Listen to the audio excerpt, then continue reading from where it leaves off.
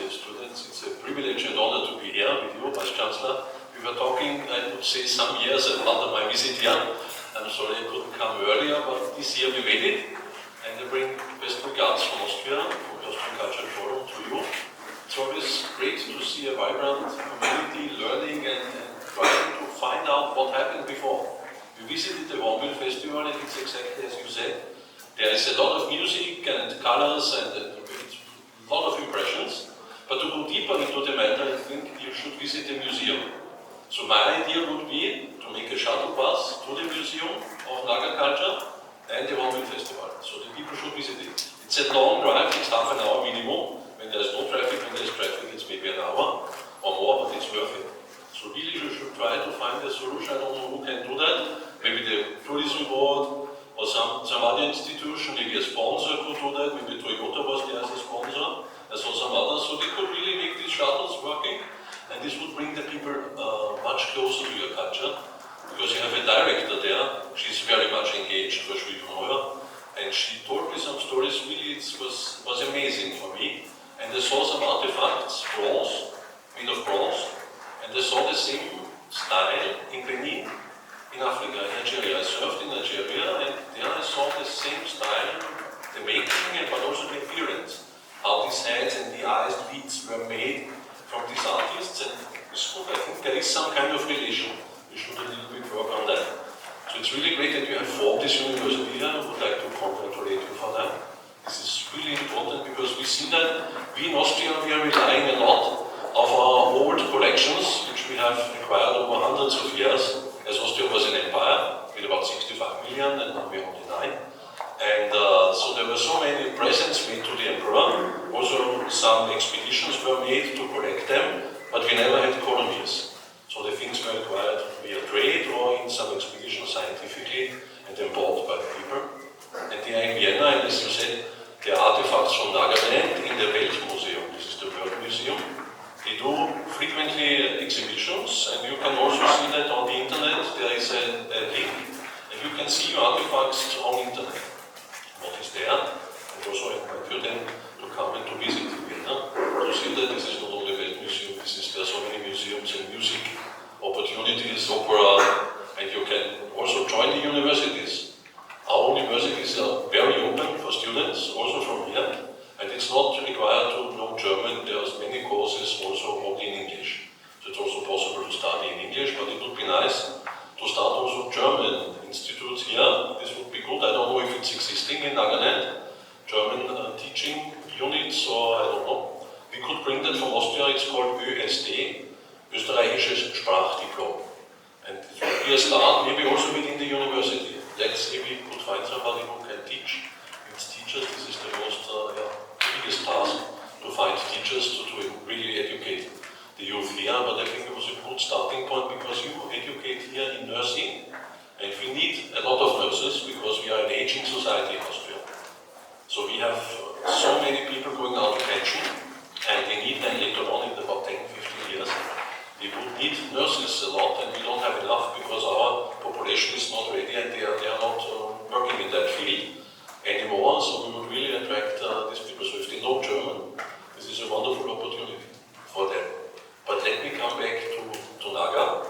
I think as I see these villages and possibilities of community showing their past and also how they survive now, tourism would be, I think, a good tool to bring income. Especially seeing that as an Austrian, our GDP is 18% relying on tourism. Because we got billions of tourists coming every year, and this is the good thing of tourism is it brings fresh money. This is not always the same money circling in the society. You are selling to whom, and the third one and the fourth one, so it's always circling the same money. The tourist is bringing fresh money to the society and to the community, and this is very important, you know. This made our way forward in Austria after the Second World War. The country was destroyed in large part, especially Vienna, and after 10 years we rebuilt the opera. And from then on, from 55 onwards, the show was, let's say, open again, and we could really entertain the world. No? We have this New Year's concert also in Austria every year. 1.5 billion people are seeing that concert every 1st of January. Some of you might know. Maybe this concert is always on the 1st of January, made in Vienna, in a private concert hall. It was built on private funds, and this is it's like an NGO, would say nowadays, and they are still working with that on a private basis, self-sustained and making a business out of it. So I would also recommend to do really business with tourism. Homestays you do already, but I think there should be much more. Definitely, because Hornbill Festival is attracting people, but you could have many, many more. With agencies to work with them abroad, incoming agencies to support that. This is very, very important, because then you will have the money to pay for recreation and also reviving some things, like we try to do in Austria also, because everything is, at the end it comes down to money. Even education and scientific endeavors, you need money for that, and if you generate tourism is one tool. One other thing I wanted to say, you should really engage with us more, because I'm also the president of the UNIC cluster. This is a cluster of the European Union National Institutes of Culture in Delhi, and there are all our 27 members have a representative there. I'm presiding that, and we could together develop something to be present here, to start an exchange with you, to bring culture here. This year I saw there's a Japanese group was here, but there could be also European ones. And also your university could be, the Northeastern University, Christian University could be a part of that. And the center to help us to bring our culture, but also to learn more about you. I would like to congratulate you once more, and not to take too much time, because the keynote speaker is already waiting for this chance. Thank you so much for having me here, and see you hopefully soon in Delhi or in India, in your premises. Thank you so much.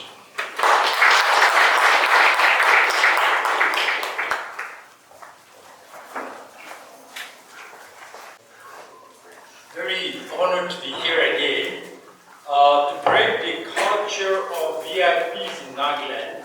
I will treat you all as very important people, and not least your name.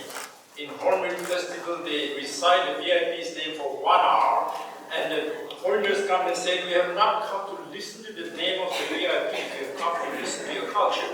So, with the exception, I like to address Professor Kathleen and also Your Excellency Michael Paul from Austrian Embassy and Mrs. Paul. All the rest are very important people. Okay, so we'll start from there. Now, when we talk about culture, normally we think art culture is best. And that is how we believe. Now, I was working with multiculturalism and the refugees in Australia, and one of the things that we did was to learn greetings from each culture. So I learned about 21, and two remain in my head, in my mind. One is the Indian greetings, which says Namaste, and it can be translated into I salute the divine in you. And the other greeting is the Christian greetings in Australia, which the priest goes up and addresses the congregation and says, peace be with you. And the congregation goes, and also with you. And I thought that was very beautiful. Now, I organized a meeting of the Refugee Festival in Melbourne, and over 1,000 people came, and the bishop, a very famous bishop, was going to come and speak, and everybody was expecting and a little nervous, and the bishop got up on the stage, and when he started to speak, the mic didn't work. So the people were shh, shh, shh. And the bishop was a bit annoyed, and he said, there's something wrong with you. And the congregation goes, and also with you. So, we think something is wrong with the other people. Now, let us look at the transition. You are fortunate that I was invited the last minute.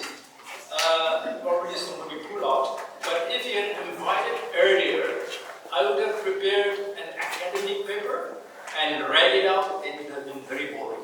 But because it was only a few days, we are going to talk things that are interesting to us. The only academic thing that I'm going to do is read out a quotation from Jan van Sina. He probably is an Austrian or a Belgian, but he's the father of the oral history, father of oral tradition. Okay, he founded the thing. He said, whether memory changes or not, culture is reproduced by remembrance put into words and deeds. The mind through memories carries culture from generation to generation. How it is possible for a mind to remember and out of nothing to spin a complex ideas, messages and instruction for living, which manifests continuity over time, is one of the greatest wonders and comparable to the human intelligence and thought itself. Oral tradition should be central to the students of ideology, of society, of psychology, of art, and finally of history. So our culture is based on oral tradition. We have a very rich oral tradition, and that's why it comes out now. Because of that version, I'll go very fast. When the British came and the missionary came, our culture was completely changed. One is, when the British came to our land, as all the foreigners do, they had to create a story. Because we are made up of, we are part human and part story. In order to justify, to conquer a land, you must create a story. So the British created a story and said, Nagas are primitive and they are savage. And therefore, the justification was to civilize them and take the land. What they really interested was not to civilize us, but they were interested in the tea and oil in this region. And tea was found in Rezepema, a few kilometers from here, these seeds. And the British explorer was traveling and found tea there in Rezepema there, and in Simpo village in Arunachal, and he said, my God, there's a gold here, this is the green gold. So what they did is, they took this tea, they stole the Chinese tea seeds, and made it into a hybrid, which is now called Assam tea and Darjeeling tea. Anyway, that is how the colonials work. The other thing is, when the missionaries came and converted the Nagas, it was a time where they had 200 years ago, 100 years ago, where they really genuinely believed that the white race was superior. So they came with a culture that is superior according to them. They don't believe that anymore. So they make all the Naga Christians to be like them. And so they have to change the dress, they have to change their way of thinking, they forbid the festival. You couldn't sing your Naga songs for about 100 years until this new revolution came. Now, one story about these missionaries, about 100 years ago, the Out Christian Baptist Convention had a meeting, and they came up with many resolutions, but one of them was all the our Christians now converted the women who must wear saris.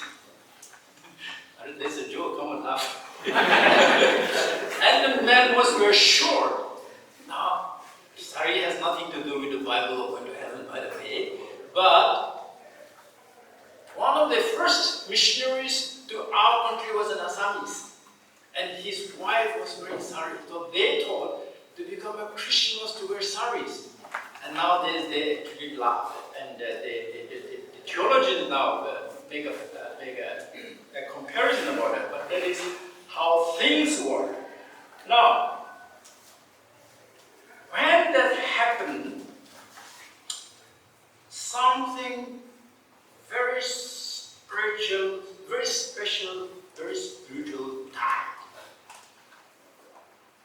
So when you lost your culture and when you lost your language, it is a spiritual dislocation. And there is a vacuum. In that vacuum, you turn to drugs and alcohol. And you have seen this all over the world with the First Nations in America, with the Canadians, with the Aboriginal, with the Maoris and the Nagas. All of you, one member of your family or your clan is an alcoholic. Okay. Is that true? And one of them is a drug addict. And all of you, you have lost some friends, some family members have died. I've lost 6 cousins, 6 nephews in alcohol and drugs. Some of them very brilliant students, top first class. They just died and drank and died. Now, we are now realizing these things, and there's a kind of a revolution, revival of the culture, and things are beginning to change. When we are trying to do this one, things will be very confused and very confused and very lost. So to give 2 examples, our church had a cultural Sunday once a year. So on that Sunday, you wear the shawl, the headgear, the makala, and you all come looking very beautiful.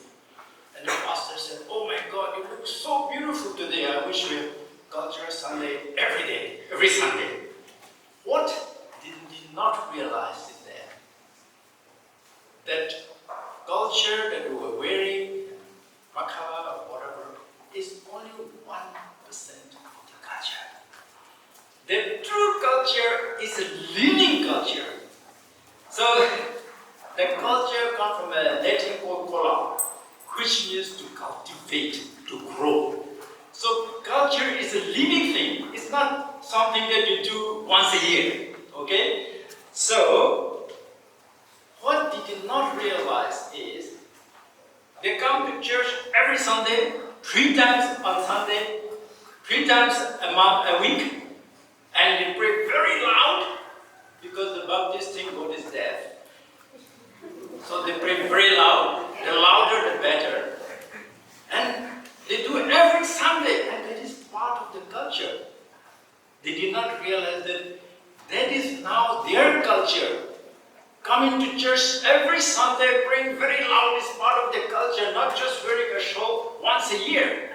Same with the Hornbill Festival. They spend 1 hour addressing very important people. The foreigners who came said, "We have come to see this Naga culture, Naga dance, Naga song. We don't hear the list of VIPs for 1 hour." So some of them walked out. Anyway, a British friend of mine came and stayed with me. I said, "Do you like that culture? Do you like the festival, Hornbill Festival?" And he said, "Oh my God, it's so beautiful, it's so rich, and your culture is so rich." And I said, that is not our culture. That is 0.000% of our culture. Our culture is much deeper. It has a spirituality in it. It's not just screaming, "Woo!" It's not just our culture. But I said, Hornbill is very good. I like Hornbill very much because it's creating money. And also we have food up for 200 years and we are now have an opportunity to grow. You think that is our culture and we are making money. And that's a very good way of making money. And it should be like that, and money is coming in. And there's nothing wrong with dancing a little bit of half naked, and the less dress you wear, the more the foreigners like it. So, so that's a one way of making money. But that is only 1% of our culture. The culture is so very, very deep. Now, because the time is very short, there are 2 things in our culture that you should be very proud of. So only 2 things. There are many, many things, but 2 things. One is the culture of social security. What we call social security in civilized countries. The government gives money to the poor and look after the sick and all that. In Nagaland, the best social security is your clan, your family. No Nagas will become beggars. No Nagas will become homeless. Your family, your uncles, your clan will look after you. This example, I have seen it many times in recent time. Many people go to hospital and they get a bill of up to 10 lakhs times. For Fortunately, if they die on the funeral day, the whole clan, the whole family will bring in 500, 2,000, 1,000, up to 1 lakh. The hospital bill is paid and there's auction, there's leftover. My nephew died. He had no job, 3 children, wife, he was diabetes, walking up and down, up and down, up and down. By the time he died, the hospital bill was about 11 lakhs. Dialysis. When he died, families and relatives and clan covered the whole cost. Then his classmates said, oh, he has 3 children. We must support his children, his education, their education. Let us give some money. So they created a WhatsApp group. In 2 days, 7 lakhs rupees came. And the wife said, no, we can't take any more. Please stop. This is enough. We also have somebody to look after you. This will not happen in America, in Japan, or in China. This will only happen here, and don't lose that one. Okay. The second one is, the second one is, there is a Greek word called xenophobia, which means dislike of others, fear of foreigners, and hatred of others. And that is rising in this world today. You can see the American election, you can see in Europe, and they are fearful of the others and outsiders. And you can see that here. And sometimes rightly so. And we are fearful that the Bias will take over Timor. And they'll probably take over. So that is called xenophobia, hatred and dislike of the other race. And that is happening in Burma. They're chasing all the Rohingya because they don't look like Burmese. They have a different religion. So they are putting them in a refugee camp. But there is another word in Greek which is the opposite, called philoxenia, which means the love of other people, love of other culture, of hospitality, of acceptance. And there is a hotel in Calcutta called Philoxenia. So I said, my God, what does that mean? But what they really mean is hospitality. So Philoxenia can be translated into hospitality. And Nagas have the best hospitality, if I may say so, in the world. Before the Hornbill Festival, there were very few Europeans coming to Nagaland. It was a rare sight, it was a little bit of